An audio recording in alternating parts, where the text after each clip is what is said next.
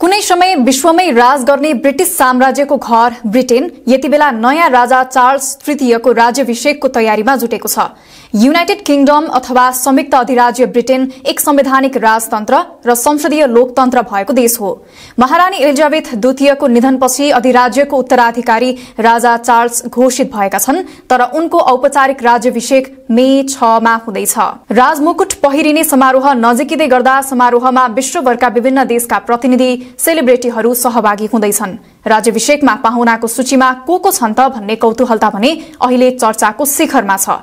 संसारकै पुरानो राजतन्त्रात्मक मुलुकका नयाँ राजाको राज्याभिषेक विश्वकै लागि चासोको विषय बनेको छ। राजा चार्ल्सको क्वीन कन्सोर्ट रानी पत्नी क्यामिलाका साथ लन्डन स्थित एक प्रसिद्ध गिर्जाघर वेस्टमिन्स्टर एबीमा राज्याभिषेक हुनेछ। चार्ल्सले इतिहासमा कुनै पनि अन्य राजाको तुलनामा राज्याभिषेकका लागि लामो समय पर्खनु परेको छ। स्पष्ट विरोधाभासपूर्ण व्यक्तित्व भएका चार्ल्सलाई संवेदनशील तर जिद्दी र दृढ स्वभाव भएका व्यक्तिका रूपमा वर्णन गरिन्छ। भावुक तर माया कमाउने आवश्यकताको बारेमा सचेत, शान्त र अन्तर्मुखी तर आफ्नो विचार स्पष्ट राख्न सक्ने एउटा जटिल चरित्र जसलाई हामीले विगत 7 दशकमा वेल्सको राजकुमारको रूपमा चिनेका छौं। उनी अब राजा चार्ल्स तृतीय भएका छन्। राजा चार्ल्स तृतीय को हुन्? उनी कस्ता छन्? सिंहासनको उत्तराधिकारीको रूपमा उनको लामो जीवनले उनलाई यो जिम्मेवारीको लागि कसरी तयार गर्यो त? अब यसका बारेमा जानौं। ग्रेट ब्रिटेन अर्थात बेलायत र उत्तरी आयरल्याण्डको संयुक्त अधिराज्य जसलाई सामान्यतया युनाइटेड किंगडम यूके वा ब्रिटेन जसलाई बेलायत भनेर चिनिन्छ, त्यही ब्रिटेन अधिराज्यका राजा हुन् चार्ल्स। चार्ल्स तृतीयको पूरा नाम चार्ल्स फिलिप आर्थर जर्ज हो भने उनी बेलायतका र अन्य 14 राष्ट्रमण्डल क्षेत्रहरूका राजा हुन्। उनको जन्म 14 नोभेम्बर 1948 मा बकिङहम प्यालेसमा उति बेलाका राजा र उनका हजुरबुबा जर्ज छैठौंको शासनकालमा भएको हो। उनी रानी एलिजाबेथ द्वितीय र एडिनबर्गका ड्यूक फिलिपको पहिलो सन्तानका रूपमा जन्मिए। उनी पछि सन् 1950 मा उनकी बहिनी एनी, सन् 1960 मा भाइ एन्ड्रयू र सन् 1964 मा अर्का भाइ एडवर्डले जन्म लिए। चार्ल्सका हजुरबुबाको 6 फेब्रुअरी 1952 मा निधन भएपछि सन् 1952 मै राजा चार्ल्स 3 वर्षको हुँदा स्वर्गीय महारानी एलिजाबेथ द्वितीय सिंहासनमा बसिन्। दोस्रो विश्वयुद्धको खरानीबाट आफूलाई पुनर्निर्माण गरिरहेको राज्यका उत्तराधिकारीका रूपमा महारानी एलिजाबेथ द्वितीय महारानी बनिन्, जसले गर्दा उनी पछि अहिले चार्ल्स तृतीय राजा बन्न सफल भएका छन्। उनको शिक्षाको बारेमा कुरा गर्दा उनी निजी शिक्षकबाट शिक्षित हुनुको सट्टा विद्यालयमा उपस्थित हुने पहिलो उत्तराधिकारी हुन्। उनले आफ्नो प्रारम्भिक शिक्षा चेम र गोर्डन्सटाउन विद्यालयबाट प्राप्त गरेका थिए र पछि उनले अस्ट्रेलियाको विक्टोरियामा रहेको जिलङ ग्रामर विद्यालयको टिम्बरटप क्याम्पसमा 1 वर्ष अध्ययन गरे। उनले क्याम्ब्रिज विश्वविद्यालयबाट कला स्नातक बीए विधामा डिग्री प्राप्त गरेपछि सन् 1971 देखि सन् 1976 सम्म रोयल एयरफोर्स र रोयल नेभीमा सेवा गरे। चार्ल्सको बारेमा कुरा गर्दा लेडी डायना स्पेन्सरको नाम पनि सँगै जोडिएर आउँछ, कारण लेडी डायना चार्ल्सकी पहिलो श्रीमती हुन्। सन् 1981 मा उनले लेडी डायना स्पेन्सरसँग विवाह गरे। चार्ल्स र डायनाका 2 छोराहरू प्रिन्स विलियम र प्रिन्स ह्यारी छन्। प्रिन्स ह्यारीले भने अभिनेत्री मेगन मार्कलसँग विवाह गरेपछि रुष्ट रहेको शाही परिवारसँगको सम्बन्धमा दरार आएपछि राजपरिवारबाट छुटिएर श्रीमती मेगनसँग अमेरिकाको क्यालिफोर्नियामा सामान्य जीवन बिताइरहेका छन्। प्रिन्स विलियम भने ब्रिटेनको राजा बन्ने उत्तराधिकारीका रूपमा रहेका छन्। सन् 1996 मा चार्ल्स र डायनाले बाह्य सम्बन्ध प्रचार भएपछि सम्बन्ध विच्छेद गरे। सम्बन्ध विच्छेद गरेको 1 वर्षपछि पेरिसमा भएको कार दुर्घटनामा डायनाको मृत्यु भयो। सन् 2005 मा चार्ल्सले आफ्नो लामो समयको प्रेमिका क्यामिला पार्कर बाउल्ससँग विवाह गरे। वेल्सको राजकुमारको रूपमा चार्ल्सले एलिजाबेथ द्वितीयको तर्फबाट आधिकारिक कर्तव्यहरू ग्रहण गरेपछि उनले सन् 1976 मा युवा परोपकारी संस्था द प्रिन्स ट्रस्टको स्थापना गरे। उनी द प्रिन्स च्यारिटीलाई प्रायोजन गर्नुका साथै 400 भन्दा बढी अन्य परोपकारी संस्थाहरूको संरक्षक, अध्यक्ष वा सदस्य हुन्। उनले ऐतिहासिक सम्पदाको संरक्षण र समाजमा वास्तुकलाको महत्त्वका लागि वकालत गरेका छन्। आधुनिकतावादी वास्तुकलाको आलोचक चार्ल्सले पाउन्डबरीको निर्माणमा काम गरेका छन्। उनी विभिन्न पुस्तकहरूको लेखक वा सहलेखक पनि हुन्। एक स्ववर्णित पर्यावरणविद, चार्ल्सले डच अफ कर्नवाल स्टेटको प्रबन्धकको रूपमा जलवायु परिवर्तन रोक्न जैविक खेती र कार्यलाई समर्थन गरेका छन्। यस कार्यका कारण उनलाई पर्यावरण समूहहरूबाट पुरस्कार र मान्यता दिइएको छ। परम्परागत शैलीको विपरीत परिमार्जित खाद्यान्न उब्जाउने खाद्यवस्तुको उनी एक प्रमुख आलोचक पनि हुन्। होमियोप्याथी सहित वैकल्पिक चिकित्साको लागि चार्ल्स तृतीयको समर्थन भने आलोचनाको विषय रहेको छ। उनी विभिन्न विवादमा पनि पर्दै आएका छन्। चार्ल्सले सेप्टेम्बर 11 का योजनाकार ओसामा बिन लादेनको परिवारबाट आफ्नो परोपकारी ट्रस्टलाई 1 मिलियन पाउन्ड दान स्वीकार गरेपछि विवादमा तानिएका थिए। सल्लाहकारले दान नलिन सुझाव दिए पनि चार्ल्सले बकर बिन लादेन र उनका भाइ साफिकबाट साफिक चन्दा लिएका थिए। ती दुवैजना ओसामा बिन लादेनका सौतेला भाइ हुन्। यस्तै कतारका शेख हमाद बिन जसिम बिन जावेर अल थानीबाट 3 मिलियन युरो लिएको आरोप पनि चार्ल्समाथि लागेको छ। 1 मिलियन युरोले भरिएको सुटकेस लिएको खबरले पनि चार्ल्स विवादमा परेका थिए। शेख हमादले सन् 2011 देखि 2015 सम्मको बैठकमा प्रिन्स अफ वेल्सलाई बैंक नोट हस्तान्तरण गरेको पाइएको थियो। यो भयो चार्ल्सको बारेमा। अब हामी राज्याभिषेकमा फर्कौं। महारानी एलिजाबेथ द्वितीयको निधनपछि बेलायतको राजगद्दी उनका उत्तराधिकारी एवं वेल्सका पूर्व राजकुमार चार्ल्सले पाए। चार्ल्सलाई आधिकारिक रूपमा राजा घोषित भने 10 सेप्टेम्बर 2022 मा गरिएको हो। विश्व इतिहासमा 70 वर्ष राज सिंहासन सम्हाल्ने कीर्तिमान महारानी एलिजाबेथको नाममा दर्ज भएको छ। स्वर्गीय महारानी एलिजाबेथको 7 दशकको शासनपछि देशमा हुन लागेको राज्याभिषेकको तयारी लगभग सकिएको छ। विगत 900 वर्षदेखि राज्याभिषेक समारोह हुँदै आएको वेस्टमिन्स्टर एबीमा यसपटकको राज्याभिषेक पनि गर्ने तयारी गरिँदैछ। उक्त समारोह 3 दिनसम्म मनाइनेछ। हामी तपाईलाई समारोहको क्रम, को उपस्थित हुनेछन्, राजाको कुर्सी र राजा रानीले लगाउने मुकुटको बारेमा पनि जानकारी दिनेछौं। पहिले राज्याभिषेक समारोहमा को उपस्थित हुनेछन् र तिनीहरूको विभिन्न भूमिका के हुनेछ त यसैबाट सुरु गरौं। यसपटक राजा चार्ल्स तृतीय र रानी कन्सोर्ट क्यामिलाको सँगै राज्याभिषेक हुनेछ। अब रानी क्यामिलालाई कन्सोर्ट किन भनियो त यसबारे पहिले चर्चा गरौं। राजा पुरुष भएको खण्डमा उनको पत्नीलाई क्वीन कन्सोर्ट अर्थात रानी पत्नी भनेर सम्बोधन गरिन्छ।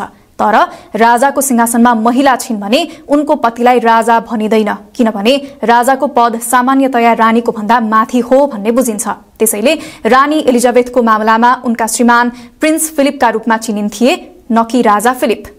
त्यसैले मूलतः त्यहाँ 2 प्रकारका रानीहरू छन्। रानी एलिजाबेथ एक रानी शासक थिइन्, जसको अर्थ उनी राजा थिइन्, जबकि रानी क्यामिला एक रानी पत्नी हुन्। यसको मतलब उनी केवल एक राजाको जीवनसाथी हुन्। त्यसैले जब चार्ल्सको मृत्युपछि क्यामिला यदि उनी जीवित नै रहिन् भने आफ्नो पतिको ओहदा उनले पाउने छैनन्। यस्तो अवस्थामा उनी रानी आमा बन्ने छिन् र राजा चार्ल्स र लेडी डायनाका पहिलो सन्तान वेल्सका राजकुमार विलियम नयाँ राजा बन्नेछन् र उनकी श्रीमती क्याथरिन नयाँ रानी बन्ने छिन्। अब फेरि राज्याभिषेकतर्फ लागौं। राजा र रानीको साथमा राजाका 2 छोराहरू विलियम वेल्सका राजकुमार र ह्यारी ससेक्सका ड्यूक पनि उपस्थित हुनेछन्। विलियम र विलियमका पत्नी क्याथरिन र उनका सन्तान त्यहाँ हुनेछन्, तर ह्यारीका हुने छैनन्। राजा चार्ल्स र रानी क्यामिलाका सन्तान तथा विलियम र ह्यारीका सौतेनी भाइ बहिनीहरू टम पार्कर बाउल र लौरा लोपेस, तिनीहरू र तिनीहरूको परिवार पनि त्यहाँ हुनेछन्। राजाको बदनाम भाइका रूपमा चिनिने एन्ड्रयू ड्यूक अफ योर्क पनि त्यहाँ हुनेछन्, तर उनले कुनै पनि प्रकारको आधिकारिक हैसियतमा समारोहमा भाग लिने छैनन् र एन्ड्रयूकी पूर्व पत्नी सारा अनुपस्थित हुनेछन्। यद्यपि उनीहरूका 2 छोरी बिएट्रिस र युजिनी उपस्थित हुनेछन्। राजाको कान्छो भाइ तथा एडिनबर्गको नयाँ ड्यूक एडवर्ड र उनको परिवार साथै राजाकी एक्ली बहिनी राजकुमारी एनी र उनको परिवार पनि उपस्थित हुनेछन्। अहिले शाही परिवार धेरै ठूलो भए पनि यी मध्ये थोरैलाई मात्र कार्यकारी शाही मानिन्छ। कार्यकारी शाहीहरू मात्र आधिकारिक र्यालीमा भाग लिन पाउँछन्। यसमा राजा र रानी वेल्सको राजकुमार र राजकुमारी एडिनबर्गको ड्यूक र डचेस र राजकुमारी एनी समावेश छन्। दिवंगत महारानी एलिजाबेथका पहिलो 3 जना भाइहरू प्राइस रिचर्ड र उनकी पत्नी ग्लुचेस्टरको ड्यूक र डचेस, केन्टका ड्यूक राजकुमार एडवर्ड र राजकुमारी तथा लेडी ओगिल्वी एलेक्जेन्ड्राको पनि सहभागिता हुनेछ।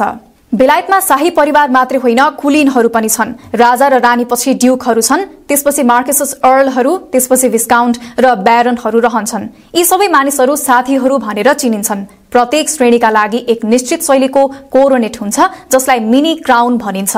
विगतका राज्याभिषेकमा प्राय सबै नोबेलहरूले उनीहरूको कोरोनेटहरू लगाएको देख्न सकिन्थ्यो, तर राजा चार्ल्स तृतीयको राज्याभिषेकमा कुनै पनि कोरोनेटहरू देख्न पाइने छैन। आफ्नो राज्याभिषेक कम फ्यान्सी होस् भन्ने चाहना राजा चार्ल्सको रहेकाले यसपटक उनले सहभागीहरूलाई लुगा र कोरोनेटको सट्टा नियमित लुगा लगाउन अनुरोध गरेका छन्। दोस्रो, उनले 20 जना साथीहरूलाई मात्र आमन्त्रित गरेका छन् र यसको सट्टा शाही परिवारले समर्थन गर्ने विभिन्न परोपकारी संस्थाका धेरै प्रतिनिधिहरूलाई आमन्त्रित गरेका छन्। ब्रिटिश ब्रोडकास्टिङ कर्पोरेसन बीबीसी लगायत विश्वका प्रमुख विद्युतीय सञ्चार माध्यमबाट प्रत्यक्ष प्रसारण हुने राज्याभिषेक समारोह सशरीर उपस्थित भएर हेर्न राजपरिवार, साथीहरू, सरकारी अधिकारीहरू र धार्मिक नेताहरू बाहेक राज्यको उपस्थितिमा धेरै विदेशी प्रमुखहरू पनि हुनेछन्, जसमा मोनाकोका राजकुमार अल्बर्ट, जापानका सम्राट र महारानी, स्पेनका राजा र रानी, नेदरल्याण्ड्सका राजा र रानी, फ्रान्सका राष्ट्रपति मैक्रोन र जर्मनीका राष्ट्रपति फ्रैंक वाल्टर स्टेनमायर लगायतका व्यक्तित्वहरू सहभागी हुनेछन्। संयुक्त राज्य अमेरिकाका राष्ट्रपति जो बाइडेन भने सहभागी नहुने भएपछि प्रथम महिला जिल बाइडेनले भने अमेरिकाको प्रतिनिधित्व गर्नेछिन्। नेपालबाट समारोहमा सहभागी हुन परराष्ट्र मन्त्री एनपी साउद बेलायत जाने भएका छन्। पहिले उक्त समारोहमा सहभागी हुन राष्ट्रपति रामचन्द्र पौडेल जाने तय भएको थियो, तर स्वास्थ्यका कारण राष्ट्रपति पौडेल जान नसक्ने भएपछि सरकारले परराष्ट्र मन्त्री साउदलाई ब्रिटेन पठाउन लागेको हो। यसअघि सन् 2003 मा तत्कालीन राजा ज्ञानेन्द्रले, त्यसअघि सन् 1980 र सन् 1995 मा स्वर्गीय राजा वीरेन्द्रले तथा सन् 1960 मा राजा महेन्द्रले बेलायत भ्रमण गरेका थिए। राज्याभिषेकको कुल समारोहमा करिब 2000 बढी पाहुनाहरू सहभागी हुनेछन्, जुन सन् 1953 मा स्वर्गीय महारानीको राज्याभिषेकको तुलनामा सहभागी 8000 भन्दा धेरै कम हो। पछिल्लो राज्याभिषेकका लागि 2000 बढी पाहुनाहरूले यी मध्ये एउटा निमन्त्रणा कार्ड प्राप्त गरिसकेका छन्। अब कुरा गरौं समारोहको दिन के हुँदैछ। राजा र रानी सबैभन्दा पहिले बकिङहम प्यालेसबाट वेस्टमिन्स्टर एबी जानेछन्, यो स्क्रिनमा देखाइएको मार्ग प्रयोग गरेर। त्यसपछि उनीहरूले डायमण्ड जुबली स्टेट काउचमा यात्रा गर्नेछन्, जुन सन् 2012 मा राजगद्दीमा स्वर्गीय रानीको 60औं वर्ष मनाउन निर्माण गरिएको थियो। राज्याभिषेक वेस्टमिन्स्टर एबी नै प्रयोग गर्नुको कारण चाहिँ इंग्ल्याण्डको अन्तिम राजा यो सेन्ट एडवर्ड कन्फेसरले निर्माण गरेका थिए। उनले यसलाई आफ्नो शाही चिहानको रूपमा सेवा गर्न निर्माण गरेका थिए र आज पनि उनको चिहान त्यही अवस्थित छ। वेस्टमिन्स्टर एबीमा वास्तविक राज्याभिषेक समारोह स्वर्गीय रानी एलिजाबेथ द्वितीयको पालामा लगभग 3 घण्टा लागेको थियो, तर राजा चार्ल्स तृतीयलाई मात्र 1 घण्टा लाग्नेछ। अब समारोह कसरी आयोजना हुँदैछ त भन्दा समारोहमा 6 वटा मुख्य भागहरू हुनेछन्। द रेकग्निसन मान्यता, द ओथ शपथ, द एनोइन्टिङ अभिषेक, द इन्भेस्टिचर राजकीय मुकुट हस्तान्तरण, द इन्थ्रोनमेन्ट सिंहासनमा पद बहाली, द होमेज शुभकामना अर्पण। पहिलो भागमा राजा चार्ल्सले मान्यता पाउनेछन्। यसमा राजालाई 4 पटक प्रस्तुत गरिनेछ। त्यसपछि सहभागी सबैले लङ लिभ द किङ, राजा अमर रहून् भनेर जय जयकार गर्नेछन्। त्यसपछि दोस्रो भागमा राजा चार्ल्स तृतीयले शपथ ग्रहण गर्नेछन्। त्यसपछि उनलाई धार्मिक र सांस्कृतिक मान्यताहरूको पालना गर्दै तेस्रो भागमा अभिषेक गरिनेछ। यसैबीच यो कुर्सीको बारेमा पनि कुरा गरिहालौं, किनभने चार्ल्सले राज्याभिषेक गर्दा त्यही कुर्सीमा आसन गर्नेछन्। यो कुर्सीको आफ्नै एक इतिहास छ। यसलाई सेन्ट एडवर्डको कुर्सी भनिन्छ। यो राजा एडवर्ड प्रथमद्वारा निर्माण गरिएको थियो। जे भए पनि यो कुर्सी 727 वर्ष पुरानो हो र यसलाई प्रमाणित गर्न यसमा भित्ति चित्रहरू कुदिएका छन्। त्यसपछि समारोहको चौथो भागमा राजा चार्ल्सको शिरमा राखिने राजाको मुकुट सेन्ट एडवर्डको हो। सेन्ट एडवर्डको मूल मुकुट अंग्रेजी गृहयुद्धको समयमा नष्ट भएको थियो, त्यसैले यो सन् 1661 मा राजतन्त्र पुनर्स्थापित भएपछि चार्ल्स द्वितीय, जेम्स द्वितीय र विलियम तृतीयद्वारा प्रयोग गरिएको थियो। तर त्यसपछि जर्ज पाँचौंले यसलाई फेरि प्रयोग गर्ने निर्णय नगरेसम्म अन्य क्राउनहरू प्रयोग गरियो। राजा जर्ज पाँचौंले यसलाई फेरि प्रयोग गर्न थालेपछि यो तबदेखि राज्याभिषेक मुकुट जर्ज छैठौं र एलिजाबेथ द्वितीय समेतले पहिरिँदै आएका थिए।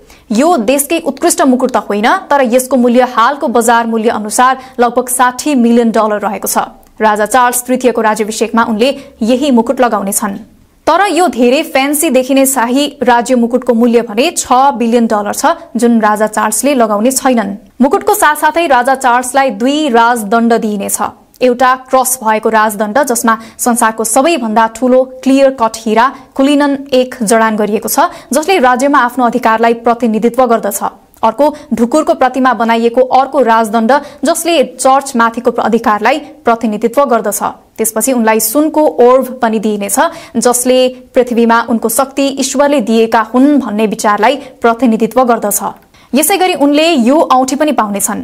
इमानदारी र बुद्धिको प्रतीक मानिने 2 ब्रेसलेटहरू पनि उनले पाउनेछन्। त्यसैगरी यी स्पर्शहरू र यो सुस्त बिन्दु भएको तरबार जसलाई दयाको तरबार भनेर चिनिन्छ, यो पनि उनलाई हस्तान्तरण गरिनेछ। त्यसपछि समारोहको 5औं भागमा उनलाई उनको सिंहासनमा पदबहाली गरिनेछ। यो कुर्सी राज्याभिषेक गर्दाको भन्दा फरक हुन्छ। यसमा बसेर उनले आफ्नो राजगद्दी सम्हाल्नेछन्।